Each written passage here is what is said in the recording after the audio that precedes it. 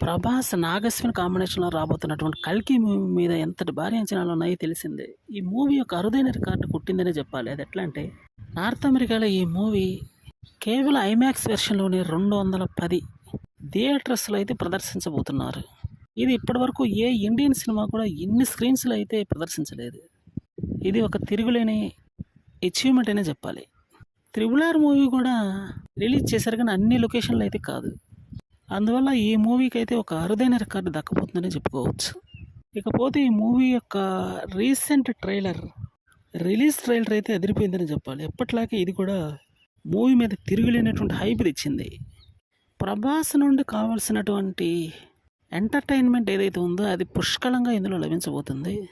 Movie మీద కూడా చాలా ఎక్స్పెక్టేషన్స్ ఉన్నాయి. మూవీకి రెస్పాన్స్ మాత్రం అదిరిపోయే రేంజ్లో వస్తుందని చెప్పాలి.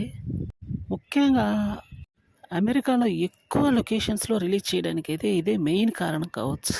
సాధారణ స్క్రీన్స్ కన్నా ఐమాక్స్ స్క్రీన్‌లో అయితే మూవీ ఏ విధంగా ఉంటుందో చెప్పక్కర్లేదు. అందుకని నాగశ్విన్ దీని మీద కూడా ఫోకస్ బాగా పెట్టాడని చెప్పాలి. రేటు ఎక్కువైనప్పటికీ సినిమా అదిరిపోతే మాత్రం ఖచ్చితంగా చూస్తారు. ఇదే నాగశ్విన్